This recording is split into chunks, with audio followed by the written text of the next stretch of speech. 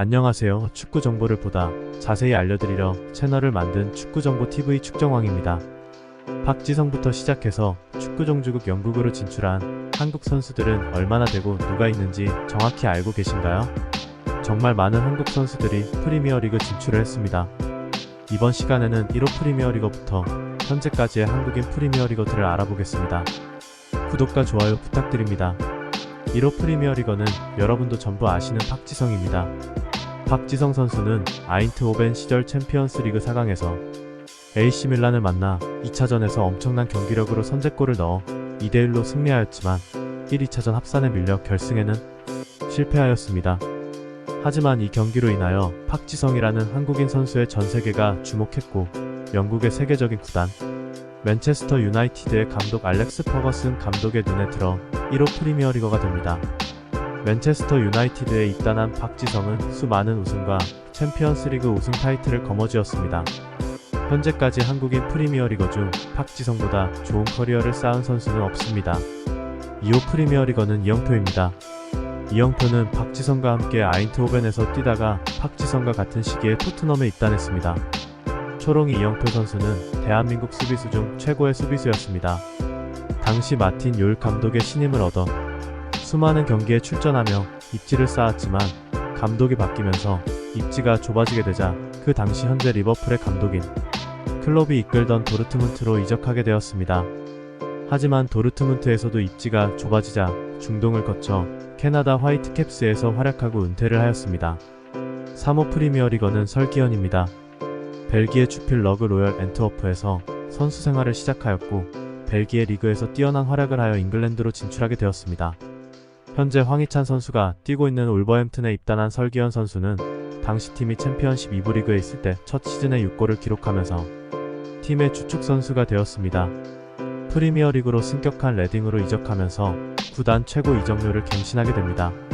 최전방 공격수로 뛰고 싶어하는 선수 본인과 윙어로 뛰게 하고 싶은 스티브 코펠 감독과의 불화로 풀럼으로 이적하게 됩니다. 풀럼에서 4골 4도움을 기록하며 프리미어리그를 마감했습니다.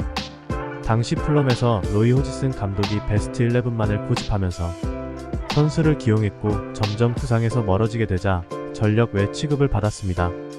4호 프리미어리거는 이동국입니다. 엄청난 기대를 받고 미들즈브러에 입단하게 되었지만 기대만큼의 활약을 펼치지 못하고 국내로 복귀하게 됩니다. 5호 프리미어리거는 김두현입니다. 챔피언십 2부 리그에 있던 웨스트브롬 알비온으로 임대를 갔다가 일부로 승격하면서 완전 이적하게 됩니다. 초창기에는 좋은 활약을 펼쳤지만 부상으로 경기에 많이 출전하지 못하면서 국내로 복귀하게 되었습니다. 6호 프리미어리거는 조원희입니다. 현재 각종 방송과 유튜브로 활약하고 있는 조원희 선수는 생존왕이라 불리우던 위건에서 잠시 활약했습니다. 동양인 차별을 조금씩 받고 지나가면 코를 막고 김치 냄새가 난다고 하는 인종차별을 많이 받았다고 합니다.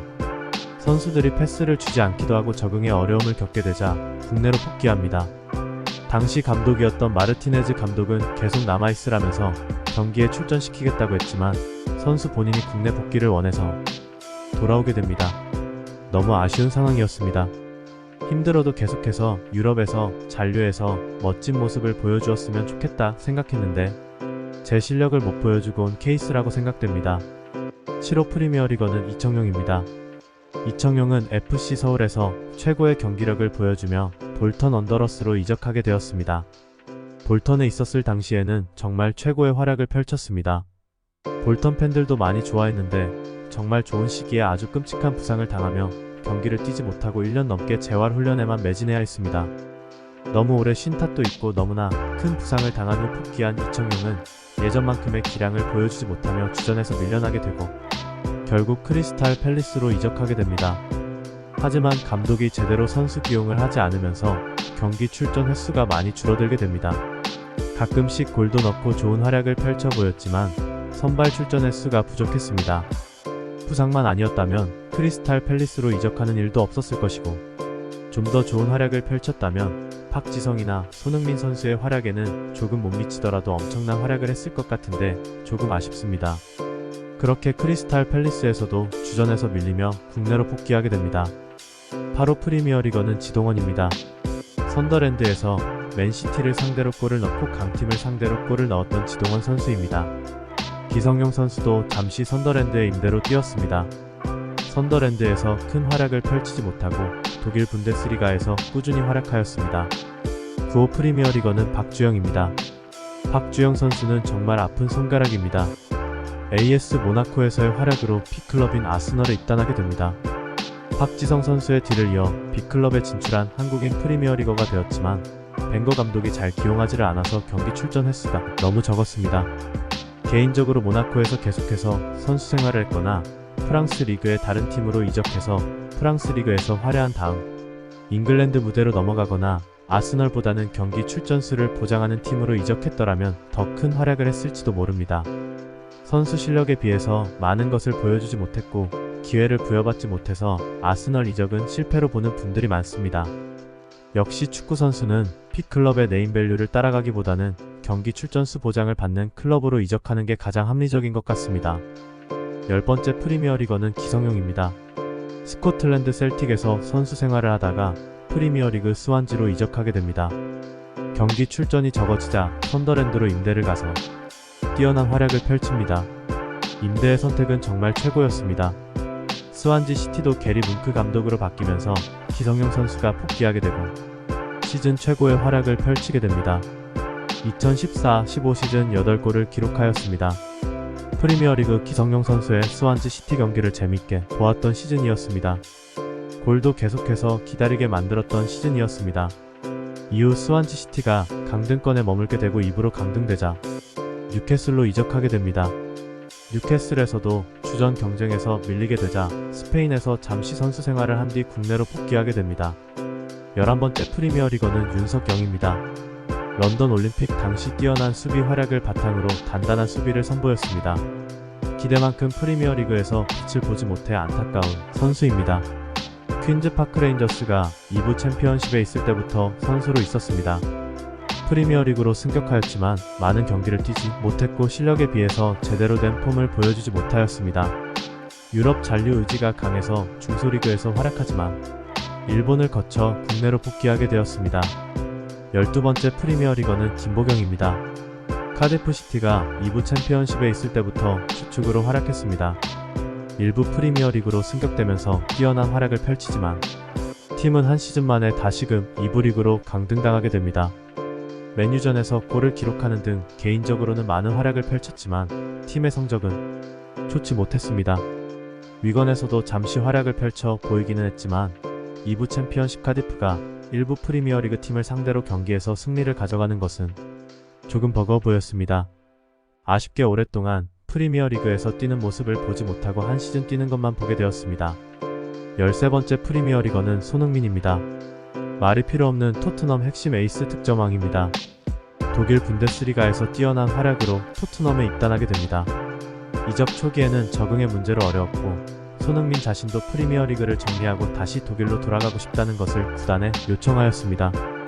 그런데 그 당시 감독이었던 포체티노 감독의 설득으로 다시 팀에 잔류할 수 있었습니다. 이것은 제가 생각하기에 아직도 포체티노 감독에게 고맙단 말을 하고 싶습니다.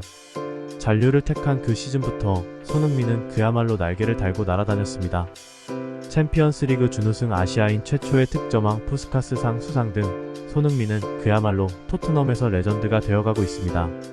지난 시즌에는 콘테 감독을 잘못 만나 부상과 악재가 겹치면서 활약을 보여주지 못했지만 그럼에도 시즌 10골을 넣으면서 7시즌 연속 10골이라는 금자탑을 쌓았습니다. 이번 시즌까지 합치면 8시즌 연속 10골입니다. 14번째 프리미어리거는 황희찬입니다. 울버햄튼 초기의 활약이 좋았지만 후반부에 조금 기대에 미치지 못하고 잦은 부상으로 기대에 미치지 못하며 시즌을 마무리했습니다. 하지만 올 시즌 황희찬은 역대급 정확성을 보여주며 시즌 10골을 넣으며 득점 순위 6위를 달리고 있습니다. 축구 종주국 영국 프리미어리그에서 득점 랭킹 순위에 한국인 선수가 2명이 포함되어 있다는 사실이 아직도 믿을 수가 없습니다. 이번 시즌은 부상당하지 말고 15골까지만 넣어주었으면 좋겠습니다. 15번째 프리미어리거는 정상빈입니다.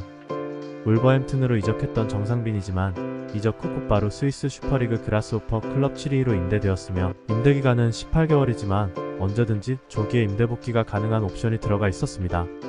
그렇게 임대에만 전전하다 MLS 리그인 미네소타 유나이티드로 이적하게 됩니다. 프리미어리그로 이적을 하긴 했지만 한 경기도 뛰어보지 못하고 임대만 전전하다 마무리되었습니다. 그 외에 안 좋은 소식으로 국가대표 자격 박탈당하고 노팅엄 임대도 조기 마감된 황의조 선수가 있고 브랜드포드의 김지수 선수도 프리미어리거 소속입니다. 저는 박지성이 프리미어리그로 진출하면서 한국인 프리미어리거들은 모두 안다고 생각했는데 이 영상을 만들면서 새로 알아가는 것들이 많았습니다. 이제 아시안컵이 얼마 남지 않았습니다.